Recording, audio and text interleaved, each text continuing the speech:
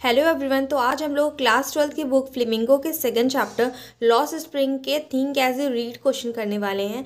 ये क्वेश्चन बहुत इंपॉर्टेंट होते हैं क्योंकि ये चैप्टर के बीच में होते हैं। तो चैप्टर के बीच वाले क्वेश्चन ज़्यादा आने की पॉसिबिलिटीज़ होती है। तो पहले हम लोग ये वाले क्वेश्चंस करेंगे, फिर अगले वीडियो में हम लोग अंडरस्टैंडिंग द टेक्स्ट और टॉकिंग अबाउट द टेक्स्ट वाले क्वेश्चंस भी करेंगे। तो वीडियो को लास्ट तक देखिए। और अगर आपने स्टोरी नहीं पढ़ी है तो आप डिस्क्रिप्शन पर लिंक है, उससे जाकर स्टोरी पढ़ सकते हैं। मैंने पूरी स्टोरी को लाइन बाय लाइन एक्सप्लेन किया है। पूरी स्टोरी आप लोग को अच्छे से समझ आ जाएगी। तो चलिए स्टार्ट करते हैं।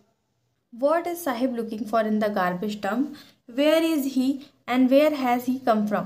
मतलब इसमें पूछा गया है कि साहिब जो था वो कचरे के ढेर से क्या ढूंढ रहा था और वो कहाँ से आया है, कहाँ रहता है। तो आंसर देखते हैं। Sahib is looking for gold in the garbage dump. तो जो साहिब था वो कचरे के ढेर से सोना खोज रहा था। सोने का मतलब कि कोई भी प्रीशियस चीज़, वो सिल्वर गोल्ड वाला सोना नहीं, कोई भी प्रीशियस चीज़ जो उसके काम की हो, जो उसके काम आ जाए। He is in the neighbourhood of the author. तो वो ऑथर के नेबर में रहता था। Sahib has come from Bangladesh. Sahib Bangladesh से आया था। ही केम विथ हिज मदर। जो वो अपनी माँ के साथ आया था। His house was set admits the green field of Dhaka. Storm swept away there fields and home. जो उसका घर था जहाँ पर ढाका में, वो बहुत मतलब एकदम हरे भरे फील्ड के पास घर था। और बार बार आने वाले तूफान की वजह से साहिब के खेत और घर मतलब एकदम उजड़ चुके थे। इस वजह से वो लोग वहाँ छोड़ के, वो अपनी कंट्री छोड़कर यहाँ रहने आ गए थे। तो ये था फर्स्ट आंसर। मतलब साहिब जो था वो बांग्लादेश से आया था और उसका घर ढाका की हरी भरी फील्ड्स में था। और वहाँ पर बार बार आने वाले तूफान के वजह से उसके घर और खेत पूरे ही एकदम उजड़ चुके थे। इस वजह से वो अपनी कंट्री छोड़कर यहाँ आ गए थे। अब चलिए क्वेश्चन नंबर 2 देखते हैं। What explanation does the author offer for the children not wearing footwear? तो जब ऑथर ने पूछा था कि आप लोग फुटवेयर क्यों नहीं पहनते, स्लीपर्स क्यों नहीं पहनते, तो उनको क्या एक्सप्लेनेशन मिली वो पूछा जा रहा है। तो आंसर देखते हैं। One explanation offered by the author is that it is a tradition to stay barefoot। एक उनको एक्सप्लेनेशन मिली कि ये ट्रेडिशन है, उनका परंपरा है कि वो स्लीपर्स नहीं पहनते हैं। It is not lack of money. और ये पैसे की कमी के, वो बताते हैं कि हम पैसे की कमी की वजह से नहीं स्लीपर पहनते। मतलब ऐसा नहीं है कि हमारे पास पैसे की कमी है इसलिए हम स्लीपर नहीं पहनते, ये बोलते हैं।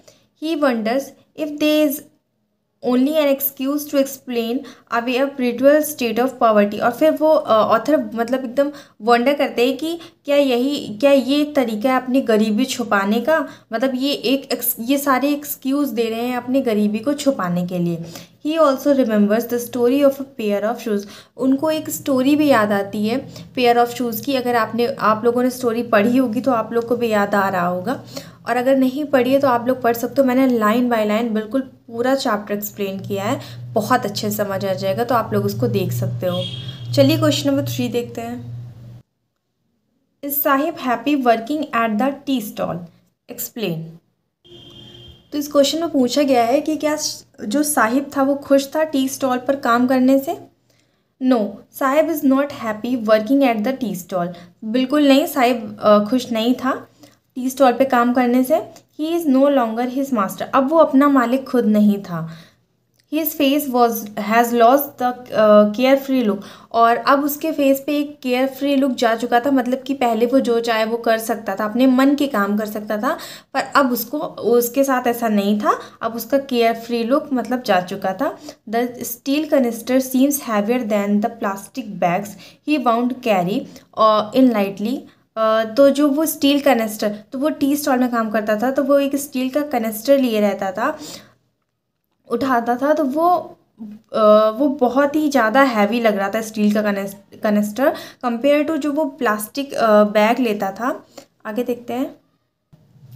Ever his shoulder. तो वो जो स्टील का कनेस्टर था वो बहुत ज़्यादा भारी लगता था कंपैरिजन टू वो जो बैग लिए रहता था वो प्लास्टिक का। तो जो साहिब वो जो कूड़ा बनता रहता था तो वो प्लास्टिक का बैग लिए रहता था। तो अब वो स्टील का कनेस्टर बहुत ज़्यादा भारी था इस प्लास्टिक के बैग के कंपैरिजन में, ये बताया गया है। The bag was his, the canister belongs to his man who owns the two shop. मतलब वो जो बैग था जो वो लिए रहा करता था वो इसका था, पर वो जो कनिस्टर अब वो लिए है, अब वो उसका नहीं है, वो उसके मास्टर का है जिसकी वो दुकान है। तो थैंक यू, हम लोगों ने ये 3 क्वेश्चंस पढ़ लिए हैं। अब हम लोग आगे के जो क्वेश्चंस हैं वो हम लोग नेक्स्ट वीडियो पे पढ़ेंगे।